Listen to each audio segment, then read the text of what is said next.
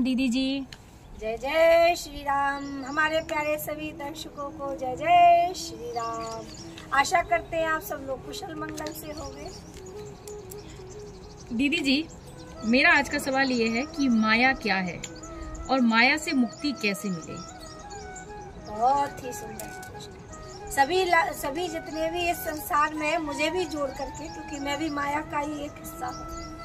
माया प्रभु की एक तरह से देखा जाए तो उनकी बड़ी प्रिय है। और इस संसार में जितना कुछ आप देख रहे हो, सुन रहे हो, वो सब कुछ माया ही स्वरूप है। मैं भी जो आपको दिख रही हूँ, या ये जो चराचर आपके आस पड़ोस में नातेदार, रिश्तेदार, जो कुछ भी है, सब माया है। अब रही बात वो समझे कैसे और उससे मुक्ति कैसे मिले, तो उसके लिए कहते हैं जैसे आप स्वप्न देखते हो, माया को कैसे जाने, कैसे समझिए कि सरलता से माया समझ में आ जाए। एक आपको छोटा सा प्रसंग सुनाती हूँ स्वप्न का। स्वप्न आप लोग देखते हो, सभी देखते हैं, मैं भी देखती हूँ, आप भी देखते हो।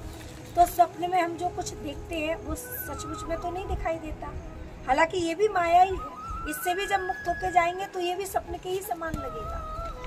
तो स्वप्न में जो आपने देखा वो आपको यहाँ हकीकत में नहीं दिखाई देगा। अब इस बात को कैसे समझा जाए, ये प्रसंग जो है घटित हुआ था हमारे जनक जी के साथ। जनक जी जो है, आप सब जानते हो कि जनक जी महाराज हमारे एक तरह से बहुत ही भगवान के परम भक्त, और बहुत ही ज़्यादा उन्होंने सत्संग करवाया अपने राज्य में। इतना सत्संग कराया, बड़े बड़े ऋषि मुनियों को बुला करके। एक वे ऐसे राजा हैं जिनको विदेह की गादी जो है साधु संत समाज ने स्वयं दी। सोचो, एक राजा को विदेह राज की जो उपाधि दी ना, तो वो किसने दी?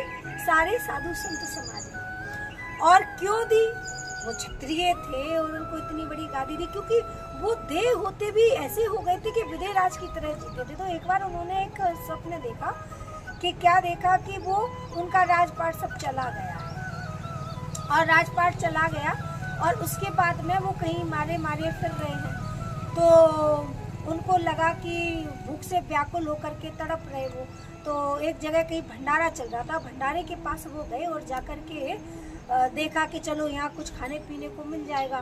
तो वहाँ पर जब पहुँचे तो पता चला भंडारा तो पूरा हो गया है। तो उन्होंने कहा कि कुछ तो दे दो, बहुत दिनों से कुछ खाया नहीं। ये स्वप्न में देख रहे थे। तो एक आया जो सेवादार था, उसने खरोच खराज के उस बर्तन से और थोड़े से एक पूरी के ऊपर वो रख करके प्रसाद और उनको दिया। जैसे ही दिया तो एक ऊपर से चील आया और उस चील ने झपट्टा मार करके वो पृथ्वी पर गिरा दिया और लेकर भाग गई। अब वो इतने व्याकुल, पानी से जल के बिना व्याकुल, पानी प्यास के मारे कंठ सूखा जा रहा और पेट में भोजन नहीं, और ऐसी तड़पते हुए उनकी आंख खुल गई। देखा तो वो अपने आसन पर सो रहे थे, अपनी सैया पर। तो अब उन्होंने काफी समय तक उनका बोलना चालना बंद हो गया और पसीने में पूरा तरबतर हो गए। ये सत्संग से पहले की घटना है, जब उन्होंने फिर सत्संग वगैरह सब शुरू करे।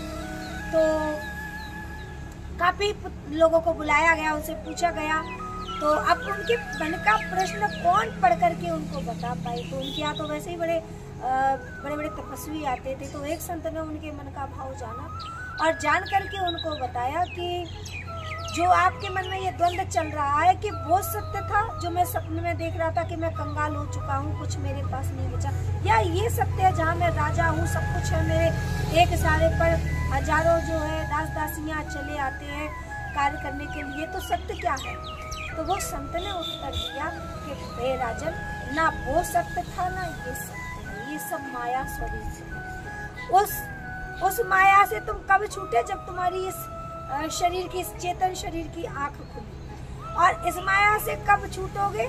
जिस माया में अभी हो, जब इस शरीर से भी तुम्हारी मुक्ति हो जाएगी और जब तुम परम पिता परमात्मा में लीन होगे उस आत्मा के द्वारा, तब तुम इस स्वप्न से भी, इस माया से भी परे हो जाओगे। तो माया ये स्वप्न के समान, जैसे स्वप्न टूटता है तो हम अपने आप को वहीं पाते हैं जहाँ पड़े हुए थे, और इसी प्रकार जब इस शरीर से माया छूटेगी और यहाँ से जाएंगे तो उस परमात्मा के अंश जो आत्मा स्वरूप है वो उसी में फिर विलीन हो जाएगा। और रही बात जैसा आपने पूछा कि इस माया से हम मुक्ति कैसे पाएं, तो उसके लिए जैसे स्वप्न में नहीं रचते पचते हो, उसका लोभ मन में लालच नहीं पालते हो, ना डरते हो ना भयभीत होते हो। कैसा भी स्वप्न आपने देखा हो, डरने वाला देखा हो, तो हकीकत में डर खत्म हो जाता है।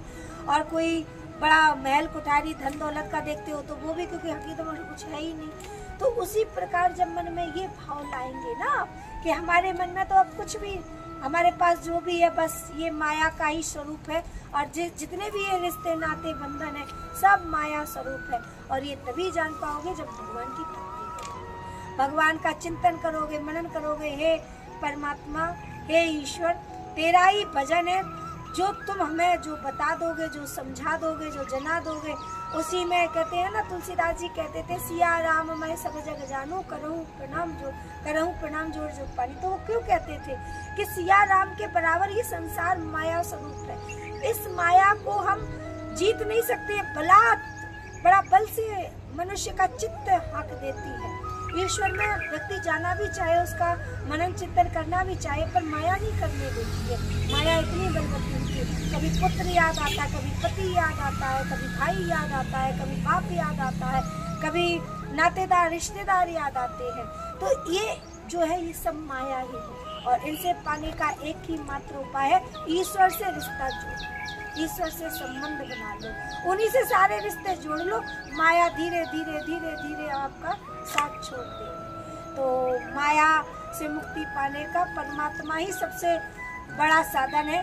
और कहते हैं साधु संगति अवश्य करनी चाहिए, एक घड़ी आदि में पुनियाद, और तुलसी संगत साधु की हरे कोटि।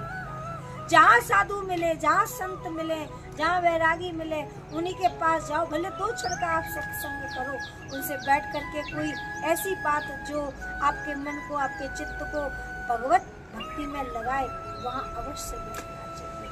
तो मैं समझती हूँ इस छोटी सी मति से, छोटे से शब्दों से जो भी आपको, ये भी भगवान की ही कृपा है जो मैं आपको प्रसंग सुना पा रही हूँ।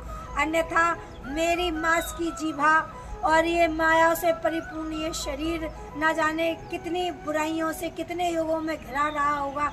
मैंने कौन से ऐसे पुण्य किए होंगे जो ईश्वर ने मुझे अपनी कथा सुनाने का सौभाग्य मुझे प्रदान किया है, और आप लोग मुझे ध्यान से सुन रहे हैं, उसके लिए आप सभी का बहुत बहुत धन्यवाद। जय श्री राम, जय हिंद।